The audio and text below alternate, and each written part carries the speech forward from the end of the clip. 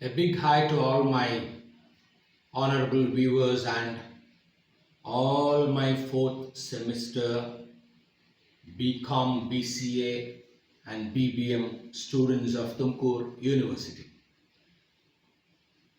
I am your English teacher P. Raghavendra, Associate Professor of English in Government First Grade College, Tumkur. My dear viewers and my dear students, in the previous video, I could only, complete the first two stanzas of the poem, "Do not go gentle into that good night."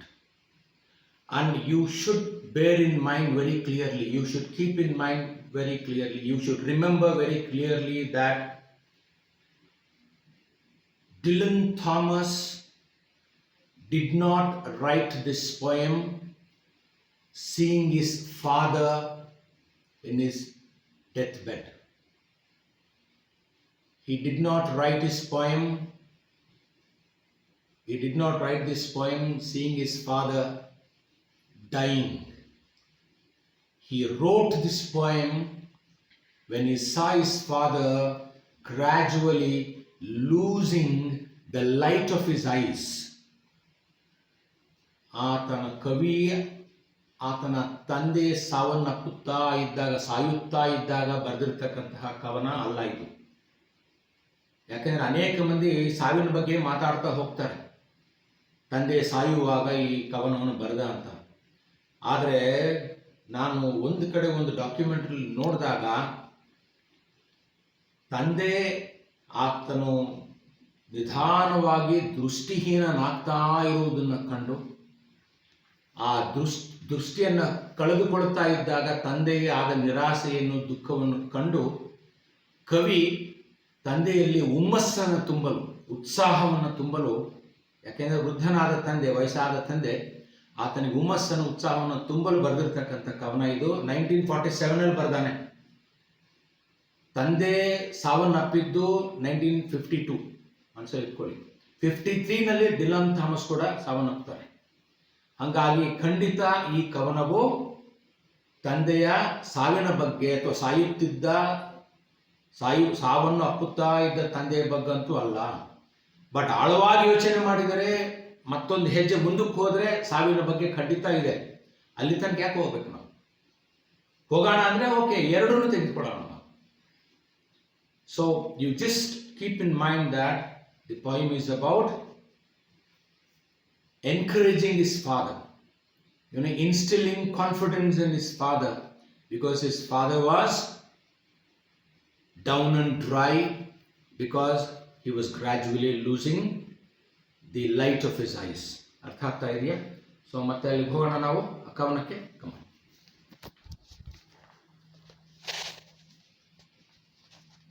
ಇಲ್ಲಿ ನೋಡಿ,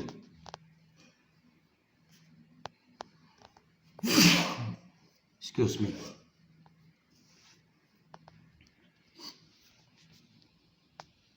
So I completed the first two stanzas yesterday, athwa in the previous video.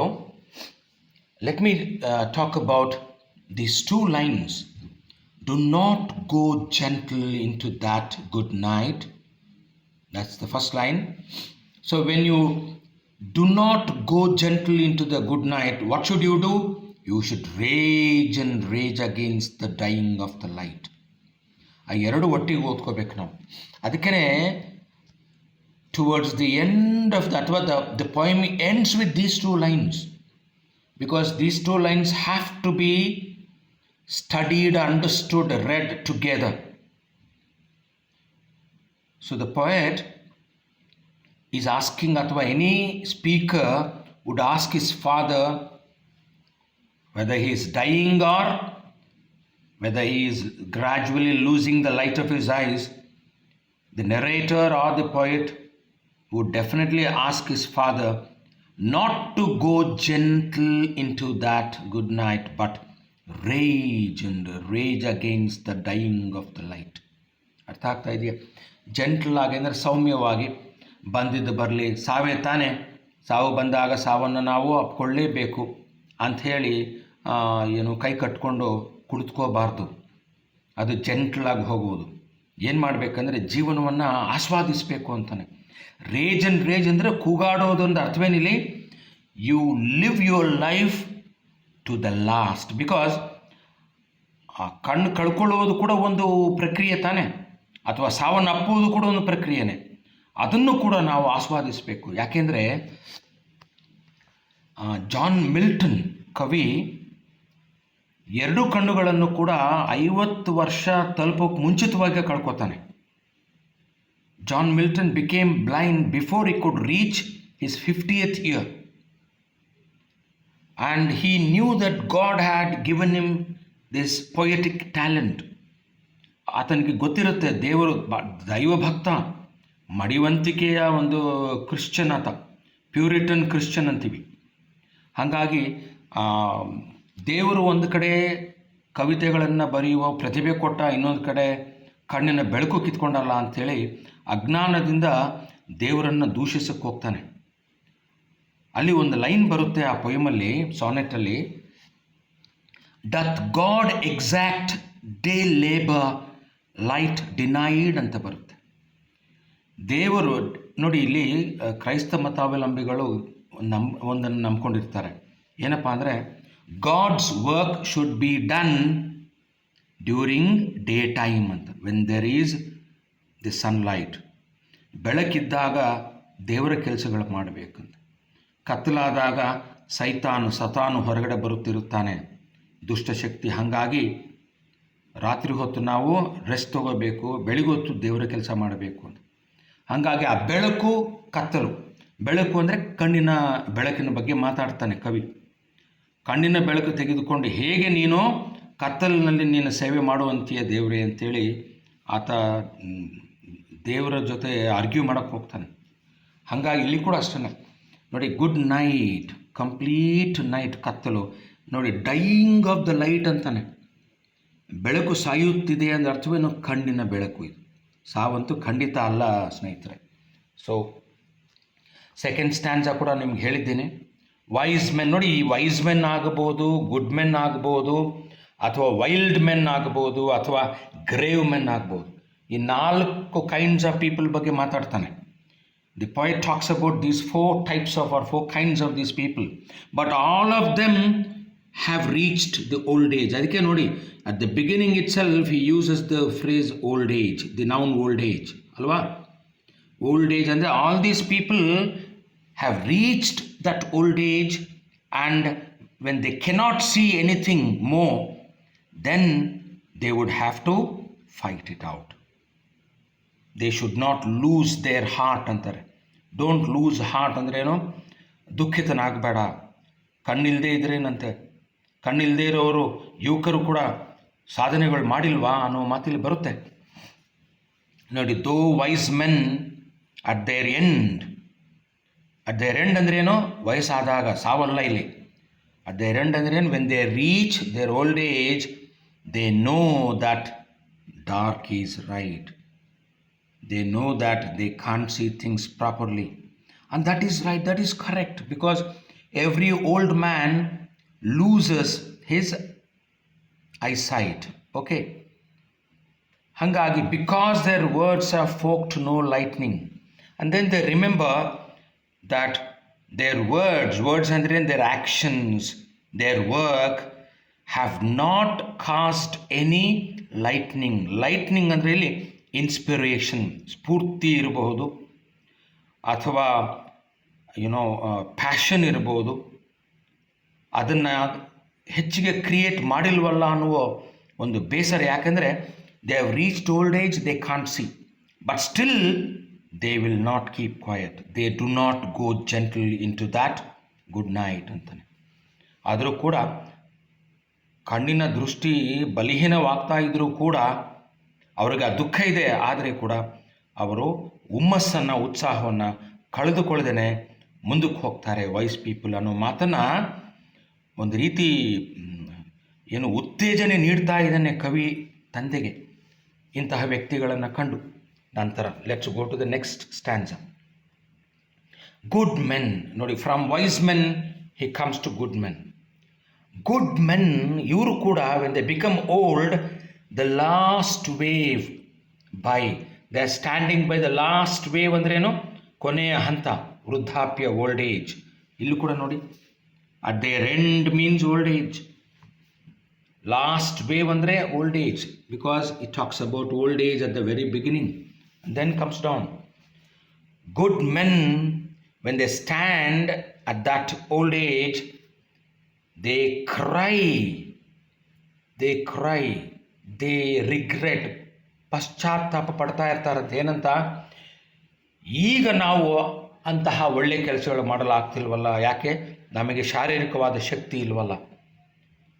Because they are losing the light of their eyes and they are physically weak and crying how bright their frail deeds might have danced in a green bay. Crying, ಅವರು ಒಂಥರ ನೋವನ್ನು ಅನುಭವಿಸ್ತಾ ಅನ್ಕೊತಾರಂತೆ, ಎಷ್ಟು bright ಆಗಿ ನೋಡಿ, ಎಷ್ಟು ಹೊಳಪಿನಿಂದ ನಮ್ಮ ಫ್ರೈಲ್ deeds, weak actions. ಯಾಕೆ ಫ್ರೈಲ್ ಅಂದರೆ ವೀಕ್, ಡೀಡ್ಸ್ ಅಂದ್ರೇನು? ಆ್ಯಕ್ಷನ್ಸು, ಚಟುವಟಿಕೆಗಳು. ದುರ್ಬಲವಾದ ಚಟುವಟಿಕೆಗಳು ಅನ್ನೋ ಮಾತನ್ನು ಯಾಕೆ ಹೇಳ್ತಾನೆ ಕವಿ ಇಲ್ಲಿ ಗುಡ್ಮೆನ್ ಬಗ್ಗೆ ಅಂದರೆ, ವಯಸ್ಸಾದ ಮೇಲೆ ಅವರ ಚಟುವಟಿಕೆಗಳು ದುರ್ಬಲವಾಗುತ್ತೆ. ಯಾಕೆ? ಅವ್ರು ಶಾರೀರಿಕವಾಗಿ ಅವರು ದುರ್ಬಲರಾಗಿರ್ತಾರೆ ಮತ್ತು ಬ್ರೈಟಾಗಿ ಇರಬೇಕು ಅನ್ಕೋತಾರೆ, ಆದರೆ ಇರೋಕ್ಕಾಗಲ್ಲ. ಹಾಗಾಗಿ they cry how bright their frail deeds might have danced. ಅವರ ಒಂದು ಏನು ದುರ್ಬಲವಾದ ಅವರ ಕೆಲಸ ಕಾರ್ಯಗಳು, ಚಟುವಟಿಕೆಗಳು ನೃತ್ಯ ಮಾಡಬಹುದಾಗಿತ್ತು. ಎಲ್ಲಿ? ಇನ್ ಎ ಗ್ರೀನ್ ಬೇ. Green is once again very bright. ನೋಡಿ, ಗ್ರೀನ್ ಬೇ ಅನ್ನೋದನ್ನು ಚಿತ್ರ ನಿಮ್ಗೆ ತೋರಿಸ್ತೀನಿ. ದಿಸ್ ಈಸ್ ದ ಗ್ರೀನ್ ಬೇ. ನೋಡಿ, ಈ ಗ್ರೀನ್ ಕಲರ್ ಇದೆ ಅಲ್ಲ, ಬೇ ಅಂದರೆ ಆ ಒಂದು ಕೊಲ್ಲಿ ಅಂತೀವಿ ಕನ್ನಡದಲ್ಲಿ, ಕೊಲ್ಲಿ. ಈ ಗ್ರೀನ್ ಬೇನಲ್ಲಿ ನೋಡಿ, ಆ ನೀರು ಗ್ರೀನಾಗಿ ಯಾಕೆ ಕಾಣಿಸುತ್ತೆ ಅಂದರೆ ಸೂರ್ಯನ ಬೆಳಕು ಅದ್ರ ಮೇಲೆ ಬೀಳುತ್ತಂತೆ. ಆವಾಗ ಗ್ರೀನ್ ಅಥವಾ ಬ್ಲೂ, ನೋಡಿ ಅದು ಬ್ಲೂ ಇದೆ, ಇಲ್ಲಿ ಗ್ರೀನ್ ಇದೆ ನೋಡಿ. ಈ ಕಡೆ ಗ್ರೀನ್ ಕಾಣಿಸ್ತಾ ಇದೆಯಾ, ಆ ಕಡೆ ಬ್ಲೂ ಇದೆಯಾ? So these two colours are because of the sunlight falling on the waters. ಹಾಗಾಗಿ ಆ ಬ್ರೈಟ್ನೆಸ್ ಕಳ್ಕೊಂಡಾಗ ಅವ್ರೇನು ಮಾಡ್ತಾರೆ? ರೇಜ್ ಅವರು ಆವಾಗ ಹುಮ್ಮಸ್ಸನ್ನು ಪಡ್ಕೋತಾರೆ. ನೋಡಿ, ದೈಹಿಕವಾಗಿ ವೀಕ್ ಆದರೂ, ಕಣ್ಣಿನ ಬೆಳಕು ಕಳ್ಕೊಳ್ತಾ ಇದ್ರು ಕೂಡ, let us fight, rage against the dying of the light. ಆ ಬ್ರೈಟ್ನೆಸ್ಸು ಇಲ್ಲಿದೆಯಲ್ಲ, ಈ ಬ್ರೈಟ್ನೆಸ್ಸನ್ನು ಈ ಬ್ರೈಟ್ ಲೈಟು ಸಾಯುತ್ತಾ ಇದ್ದಾಗ, ಅಂದರೆ ಕ್ಷೀಣಿಸ್ತಾ ಇದ್ದಾಗ, ದೇ ವಿಲ್ ರೇಜ್. ಅವರು ಎದ್ದು ನಿಂತ್ಕೊಂಡು, ನಮ್ಮ ಶರೀರಕ್ಕೆ ದೌರ್ಬಲ್ಯ ಬಂದರೆ ಏನಂತೆ, ದುರ್ಬಲವಾದರೆ ಏನಂತೆ ನಮ್ಮ ಶರೀರ ಅಂಗಾಂಗಗಳು, ನಮ್ಮ ಉತ್ಸಾಹ ಹಾಗೆ ಇರಬೇಕು ಅಂಥೇಳಿ ಗುಡ್ ಮೆನ್ ಹಾಗೆ ಮುಂದಕ್ಕೆ ಹೋಗ್ತಾರಂತೆ, ಒಳ್ಳೆ ಕೆಲಸಗಳು ಮಾಡಿಕೊಂಡು. ಆ ಸ್ಪಿರಿಟ್ ಸ್ಟ್ರಾಂಗ್ ಆಗಿರಬೇಕು ಅಂತಾನೆ. ಅದಕ್ಕೆ ಒಂದು ಕಡೆ ಯುಲಿಸಿಸ್ ಎಂಬ ಒಬ್ಬ ಗ್ರೀಕ್ ಕಿಂಗ್ ಹೇಳ್ತಾನೆ, ಏನಪ್ಪ ಅಂದರೆ ಅವರೆಲ್ಲ ಓಲ್ಡ್ ಆಗಿಬಿಡ್ತಾರೆ, ಆದರೆ ಆತನಿಗೆ ರಾಜ್ಯವನ್ನು ನೋಡ್ಕೊಳ್ಳೋಕೆ ಇಷ್ಟ ಇರಲ್ಲ. 20 ವರ್ಷ ಸಮುದ್ರದ ಮೇಲೆ ಜೀವನವನ್ನು ಕಳೆದು ವಾಪಸ್ ಬರ್ತಾನೆ. ಆವಾಗ ಅವನು ಅಂತಾನೆ, I cannot rest and Rust here. ನಾನಿಲ್ಲಿ ರೆಸ್ಟ್ ತೊಗೊಂಡು ತುಕ್ಕು ಹಿಡಿಯೋದಕ್ಕೆ, ರಸ್ಟ್ ಆಗಲಿಕ್ಕೆ ಇಷ್ಟ ಇಲ್ಲ ಅಂಥೇಳಿ ಆತನ ನಾವಿಕರನ್ನು, ಆತನ ಸ್ನೇಹಿತರನ್ನು ಕರೀತಾನೆ. ವಯಸ್ಸಾದರೂ ಕೂಡ, ಬನ್ನಿ ಮತ್ತೆ ನಾವು ಹಡಗುಗಳನ್ನ ಸಿದ್ಧಪಡಿಸಿ ಪುನಃ ನಾವು ಸಮುದ್ರಯಾನ ಮಾಡೋಣಂತೆ. ಏನಂತೆ ಸಾವನ್ನಪ್ಪಿದರೆ ನಾವು ವೀರ ಸ್ವರ್ಗವನ್ನು ನಾವು ಮುಟ್ಟುವುದಿಲ್ಲವೇ? ಇಲ್ಲಿ ಕುಳಿತುಕೊಂಡು ನಮಗೆ ಶರೀರಕ್ಕೆ ವಯಸ್ಸಾದರೆ ಏನಂತೆ, ನಮ್ಮ ಸ್ಪಿರಿಟ್ಸ್ ಹೆಂಗಿದೆ, ಬನ್ನಿ ಹೆಂಗಾಗಿದ್ದೀವಿ ನಾವು, ನಮ್ಮ ಸ್ಪಿರಿಟ್ಸಲ್ಲಿ ಉತ್ಸಾಹದಲ್ಲಿ ಅಂತೇಳಿ ಪುನಃ ಎಲ್ಲರನ್ನೂ ಕರೆದು ಆತ ಯುಲಿಸಿಸ್ ಎಂಬ ರಾಜನು ಸಮುದ್ರಯಾನ ಮಾಡೋಕ್ಕೆ ಹೋಗ್ತಾನಂತೆ, ವಯಸ್ಸಾದರೂ ಕೂಡ. ನೋಡಿ, ಅದು ಯಾಕೆಂದರೆ ವಯಸ್ಸಾದಾಗ ಬರುವ ದೌರ್ಬಲ್ಯಗಳನ್ನು ಹಾಗೇ ಕೊರಗುತ್ತಾ ಅವುಗಳನ್ನು ಅಪ್ಪಿಕೊಳ್ಳೋ ಬದಲು ಉತ್ಸಾಹದಿಂದ ಅದನ್ನು ಪಡೆದುಕೊಳ್ಳಬೇಕು, ಉತ್ಸಾಹದಿಂದ ಅಂತ ಹೇಳ್ತಾನೆ. ಒಂದು ಸಿನಿಮಾ ಇದೆ ಸ್ನೇಹಿತರೆ, ಆನಂದ್ ಅಂತ, ಒಂದು ಹಿಂದಿ ಸಿನಿಮಾದಲ್ಲಿ ರಾಜೇಶ್ ಖನ್ನಾ ಆ್ಯಕ್ಟ್ ಮಾಡಿದ್ದಾನೆ. ಆತನಿಗೆ ಕರಳಿನ ಕ್ಯಾನ್ಸರ್ ಇರುತ್ತೆ, ಯುವಕ. ಅವನಿಗೆ ಗೊತ್ತಿರುತ್ತೆ, ಡಾಕ್ಟರ್ ಹೇಳಿರ್ತಾರೆ, ನೀನು 6 ತಿಂಗಳಿಗಿಂತಲೂ ಹೆಚ್ಚಿಗೆ ಬದುಕುವುದಿಲ್ಲ ಅಂತ. ಆ 6 ತಿಂಗಳು ಅವನು ಎಲ್ಲರನ್ನೂ ನಗಿಸ್ತಾ ನಗಿಸ್ತಾ ಜೀವನ ಸಾಗಿಸ್ತಾನೆ. He makes everybody laugh because that character played by Rajesh Khanna knows that he is going to die in 6 months, but he never becomes sorrowful. ಅವನು ದುಃಖಿತನಾಗೋದಿಲ್ಲ. ಎಲ್ಲರನ್ನು ನಗಿಸಿ ನಗಿಸಿ ನಗಿಸಿ ನಗಿಸಿ ಕೊನೆಗೆ ಸಾವನ್ನಪ್ತಾನೆ, ನಗನಗ್ತಾನೆ ಸಾವನ್ನಪ್ತಾನೆ. That is important in everybody's life. ಆ ಮೂವಿ ನೋಡಿ, ಆನಂದ್ ಅಂತ ಹಿಂದಿಯಲ್ಲಿ, ನಿಮ್ಗೆ ಗೊತ್ತಾಗುತ್ತೆ. ಅದು ನಿಮಗೆ ಡೆಫಿನೆಟ್ ಆಗಿ ಸ್ಫೂರ್ತಿಯನ್ನು ಕೊಡುತ್ತೆ. ಜೀವನದಲ್ಲಿ ಬರುವ ಕಷ್ಟಗಳನ್ನು ಹೇಗೆ ಎದುರಿಸಬೇಕು ಅಂತೇಳಿ. ಎಲ್ಲರೂ ಆತ್ಮಹತ್ಯೆ ಮಾಡ್ಕೊಳ್ಳೋಕೆ ಸಿದ್ಧವಾಗಿರ್ತಾರೆ. ಅದು ತಪ್ಪು ಸ್ನೇಹಿತರೆ. ನೋಡಿ, ನೆಕ್ಸ್ಟ್ ವೈಲ್ಡ್ ಮೆನ್ ಬಗ್ಗೆ ಹೇಳ್ತಾನೆ. ವೈಲ್ಡ್ ಮೆನ್ ಅಂದರೆ ಬಹಳ ಹುಮ್ಮಸ್ಸಿನಿಂದ ಅಥವಾ ಉದ್ರಿಕ್ತವಾಗಿ ಜೀವನವನ್ನು ಸಾಗಿಸುವಂಥವ್ರು, ಅಡ್ವೆಂಚರಸ್ ಸ್ಪಿರಿಟ್ ಇರುವವರು, ಸಾಹಸ ಪ್ರಿಯರು. ಯಾವ ರಿಸ್ಕ್ ತಗೊಳ್ಳೋದಕ್ಕೂ ಅವರು ಹೇಸುವುದಿಲ್ಲ, ಸಿದ್ಧವಾಗಿರ್ತಾರೆ. ಯಾವಾಗ? ಯುವಕರಾಗಿದ್ದಾಗ. ಅವ್ರಿಗೂ ವಯಸ್ಸು ಬರುತ್ತಲ್ವ. Even wild men grow old. So when they grow old, they will definitely feel sorry. And even when they feel sorry about their eyesight getting lost, they would not go gently into that good night ಅಂತ. ನೋಡಿ, wild men who caught the sun and sang in flight. ನೋಡಿ, ಸನ್ ಅಂದರೆ ಏನು? ಬೆಳಕು. ಇಲ್ಲಿ ಪುನಃ ಕಣ್ಣಿನ ಬೆಳಕು, ಜೀವನದ ಉತ್ಸಾಹ, ಜೀವನದ ಉತ್ಸಾಹ, ಕಣ್ಣಿನ ಬೆಳಕು. who caught the sun and sang in flight. ನೋಡಿ, ಅವರು ಉತ್ತೇಜಿತರಾಗಿ ಯುವಕರಾಗಿದ್ದಾಗ ಆ ಬೆಳಕಿನಲ್ಲಿ ಹಾಡನ್ನು ಹಾಡುತ್ತಾ ಹಾರುತ್ತಾ ಹೋಗ್ತಾರೆ. ಜೀವನವೇ ಹಾರುತ್ತಾ ಹೋಗುತ್ತೆ ಅವ್ರಿಗೆ. ಯಾಕಂದರೆ ಅವ್ರನ್ನ ಹಿಡಿಯಲು ಸಾಧ್ಯವಿಲ್ಲ ಅಂತ ವೈಲ್ಡ್ ಮೆನ್ನ. Even Dylan Thomas was also a very wild man because he use to drink a lot. Very wild, very passionate man.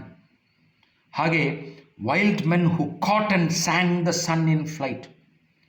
ಸನ್ ಅಂದರೆ ಇಲ್ಲಿ ಸೂರ್ಯನ ಬೆಳಕು, ಉತ್ಸಾಹದ ಜೀವನ. ಆಮೇಲೆ ಸೂರ್ಯನನ್ನೇ ಹಿಡಿಬೇಕು ಅಂದರೆ ಅರ್ಥವೇನೋ? ಅಷ್ಟು ಅಡ್ವೆಂಚರಸ್ ಆಗಿರ್ತಾರೆ ಅವರು, ಅಷ್ಟು ರಿಸ್ಕ್ ತಗೋತಿರ್ತಾರೆ ಜೀವನದಲ್ಲಿ. ಯಾವುದೇ ಒಂದು ವಿಷಯಕ್ಕೂ ಕೂಡ ಅವರು ಹೆದರೋಲ್ಲ. ಅಂಥವರು ಜೀವನದ ಉದ್ದಕ್ಕೂ ಹಾಡನ್ನು ಹಾಡ್ಕೊಳ್ತಾ ಸಂತಸದ ಹಾಡುಗಳನ್ನು ಕೊನೆಗೆ ಅವರು ಅರಿತುಕೊಳ್ಳುತ್ತಾರೆ.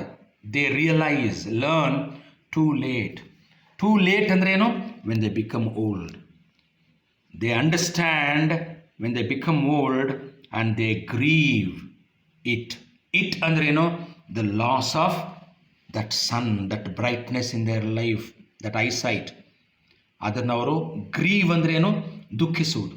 ಅಯ್ಯೋ, ಈಗ ನಮಗೆ ಲೇಟ್ ಆಗಿಬಿಟ್ಟಿದೆ, we have become old and we can't see ಅಂತ ದುಃಖ ಪಡ್ತಾರೆ.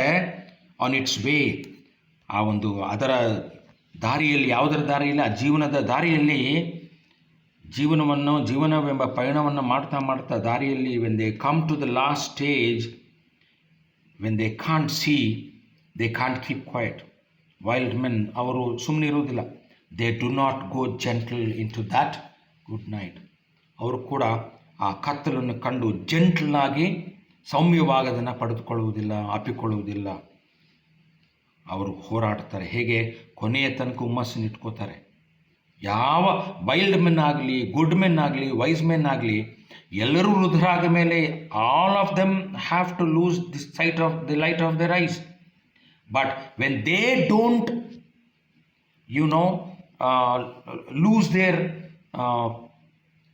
passion, lose their interest in life, why should you lose ಅಂತ ತಂದೆಗೆ ಹೇಳೋ ಮಾತಿದ್ದು ಕೊನೆಗೆ. Next stanza. ಗ್ರೇವ್ ಮೆನ್ ಅಂದರೆ very serious kind of people. ತತ್ವಜ್ಞಾನಿಗಳಿರಬಹುದು, ಅವರು ಫಿಲಾಸಫರ್ಸ್ ಇರಬಹುದು, ಸೀರಿಯಸ್ ಪೀಪಲ್. ಗ್ರೇವ್ ಅಂದರೆ ಇಲ್ಲಿ ಸತ್ತ ವ್ಯಕ್ತಿಗಳು ಅಂತ ಅರ್ಥ ಬರುತ್ತೆ, ಆದರೆ ಅದಲ್ಲ ಇಲ್ಲಿ. Grave men means very serious kind of men. ಅವರು ಕೂಡ ಜಾಸ್ತಿ ಮಾತಾಡಲ್ಲ, ಅವರು ಮಿತಭಾಷಿಗಳು. ಅವರು ಕೂಡ ನಿಯರ್ ಡೆತ್. ನೋಡಿ, ಸಾವನ್ನು ಅಪ್ಪುವಾಗ, ಸಾವಿಗೆ ಹತ್ತಿರದಲ್ಲಿರುವಾಗ ಅಂದರೆ ವೃದ್ಧಾಪ್ಯ ಅಂತ. When they reach that old age which is very near death, who C with blinding site. ನೋಡಿ, ಈ ಕೊನೆಗೆ ಬರ್ತಾನೆ. their sight becomes blind. ಅವರ ದೃಷ್ಟಿ ಬ್ಲೈಂಡ್ ಆಗಿಬಿಡುತ್ತೆ, ಕಳೆದು ಹೋಗುತ್ತೆ. ಆವಾಗ ದೇ ರಿಮೆಂಬರ್ ಏನಂತ, ಈವನ್ ನಮ್ಮ ಕಣ್ಣುಗಳು ಹೋದರೂ ಕೂಡ blind eyes could blaze like meteors and we can be happy. Gay ಅಂದರೆ happy. What if we are blind, what if we are without eyes, we could still work hard when our spirits are very strong, when we have that insight, ಒಳನೋಟ ಇದ್ದಾಗ, ಕಾಲ್ಪನಿಕ ನೋಟ, ಉತ್ಸಾಹ ಇದ್ದಾಗ, we can bless ಅಂದ್ರೆ ಏನು, ಮುನ್ನುಗ್ಗುತ್ತಾ ಹೋಗ್ಬೋದು, ಬೆಳಕನ್ನು ಕೊಡುತ್ತಾ ಹೋಗ್ಬೋದು. ಹೇಗೆ? ಲೈಕ್ ಮೀಟಿಯರ್ಸ್ ಅಂದರೆ ಉಲ್ಕಗಳು ಸ್ಪೇಸಿಂದ ಅವು ಭೂಮಿಯನ್ನು ತಾಕುವಾಗ ಏನಾಗುತ್ತಪ್ಪ ಅಂದರೆ, ವೇಗವಾಗಿ ಭೂಮಿ ಕಡೆ ಬಂದಾಗ ಅದು ಸುಟ್ಟು ಬೂದಿ ಆಗೋಗುತ್ತೆ. ಸೊ ಬೂದಿ ಆದರೂ ಕೂಡ ಬೆಳಕನ್ನು ನೀಡಲ್ವಾ ಉಲ್ಕಗಳು? ಹಾಗೆ ಇಲ್ಲಿ ಕೂಡ ಬ್ಲೈಂಡ್ ಐಸ್ ಇದ್ರಿ ಏನಂತೆ, ನಾವು ಮೀಟಿಯರ್ಸ್ ಆಗೇನೆ ಬೆಳಕನ್ನು ಚೆಲ್ಲುತ್ತಾ ನಾವು ಕೊನೆಯ ಹಂತಕ್ಕೆ ತಲುಪೋಣ ಸಂತೋಷವಾಗಿ. ಗೆ ಅಂದರೆ ಏನಿಲ್ಲಿ, ಸಂತೋಷವಾಗಿ ಅಂತ ಹೇಳ್ಕೊತಾರಂತೆ ಗ್ರೇವ್ ಮೆನ್ ಕೂಡ. ಅದಕ್ಕೆ ಹೇಳ್ತಾನೆ ಕವಿ ನೋಡಿ, wise men are always full of life till their end. Good men are full of life. Wild men never lose their enthusiasm. ಅವರ ಉತ್ಸಾಹವನ್ನು ಕಳ್ಕೊಳ್ಳಲ್ಲ. ಗ್ರೇವ್ ಮೆನ್ನೂ ಕಳ್ಕೊಳ್ಳಲ್ಲ. ಆ್ಯಂಡ್ ನೀನು ಯಾಕೆ ಕಳ್ಕೊತೀಯ ಓ ತಂದೆ? And you my father. ನೋಡಿ, ಎಲ್ಲ ಹೇಳಿಕೊಂಡು ಕೊನೆಗೆ ತಂದೆಗೆ ಬರ್ತಾನೆ. ಪ್ರಾಯಶಃ ತಂದೆಯಲ್ಲಿ ಎಲ್ಲ ಗುಣಗಳನ್ನು ಕಾಣ್ತಾನೆ ಅನಿಸುತ್ತೆ. ಯಾಕೆಂದರೆ ಆತನ ತಂದೆ ವೈಸ್ ಮ್ಯಾನ್ ಆಗಿದ್ದ, ಓದ್ಕೊಂಡಿದ್ದ, ಇಂಗ್ಲೀಷ್ ಟೀಚ್ ಮಾಡ್ತಾ ಇದ್ದ. He was a good man because he was looking after the family very well, his father. He was a wild man. ಯಾಕೆಂದರೆ ಅವನು ಭಾಳ ಒರಟಾಗಿರ್ತಕ್ಕಂಥ ವ್ಯಕ್ತಿ, ಡಿಲನ್ ಥಾಮಸ್ ಅವರ ತಂದೆ. And he was a serious man. He was a philosopher also. ಹಾಗಾಗಿ ಕೊನೆಗೆ and you my father, ನನ್ನ ತಂದೆ ಎಲ್ಲಿದ್ದೀಯಾ ನೀನು? There on the sad height. Sad height ಅಂದರೆ ಏನು? It is a point of unpleasantness with no pleasantness. ಅಂದ್ರೇನು? ದುಃಖವನ್ನು ಅನುಭವಿಸುವಂತಹ ಒಂದು ಮಟ್ಟ. ಯಾವುದದು ಸ್ಯಾಡ್ ಹೈಟು? ಬ್ಲೈಂಡ್ನೆಸ್ ಅಲ್ವಾ? ದೃಷ್ಟಿಹೀನತೆ. ಮೈ ಫಾದರ್, ನೀನು ಅಲ್ಲಿದ್ದೀಯಾ ಸ್ಯಾಡ್ ಹೈಟಲ್ಲಿ, ಇದ್ರೂ ಚಿಂತೆ ಇಲ್ಲ. You curse me, you bless me, you do whatever you want to do, but don't keep quiet. Don't feel sorry for losing the light of your eyes. ಕಣ್ಣಿನ ಬೆಳಕನ್ನು ಕಳ್ಕೊಳ್ತಾ ಇದೆಯಾ ಅಂಥೇಳಿ ನೀನು ಸುಮ್ಮನೆ ಇರಬೇಡ. ನನ್ನನ್ನು ಕರ್ಸ್ ಮಾಡು. ಕರ್ಸ್ ಅಂದ್ರೇನು? ನನ್ನ ಬೈ, ಬೇಕಾದರೆ ಬಾಯಿಗೆ ಬಂದಂಗೆ ಬೈ, ಬ್ಲೆಸ್ ಅಥವಾ ಆಶೀರ್ವದಿಸು. ನನ್ನನ್ನು ಕೆಟ್ಟದಾಗಿ ಮಾತಾಡು, ಒಳ್ಳೆಯದಾಗಿ ಮಾತಾಡು, ಏನೋ ಒಂದು ಮಾತಾಡು ಅಂತ.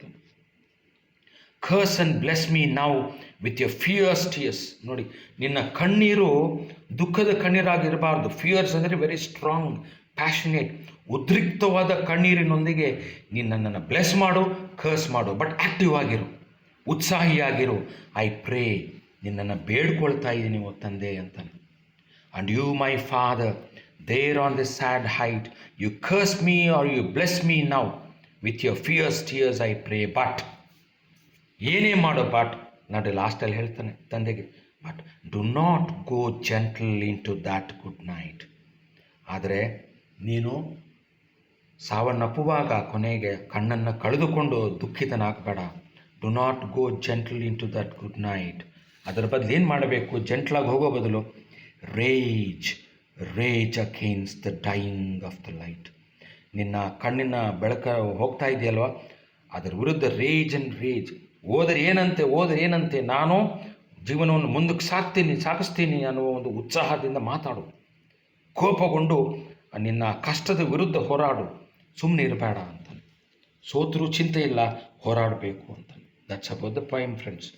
ಮತ್ತೊಂದು ಸಲ ಓದ್ಬಿಡ್ತೀನಿ ಪೊಯಮ್, ಅರ್ಥ ಮಾಡ್ಕೊಳ್ಳಿ. If you have any doubts please WhatsApp me or call me. You know my number 7353924362. Do not go gentle into that good night. Old age should burn and rave at close of day. Rage against the dying of the light. Though wise men at their end know dark is right, Because their words are forked, no lightning, they do not go gentle into that good night. ಅರ್ಥ ಮಾಡ್ಕೋತಿದ್ದೀರಲ್ವಾ?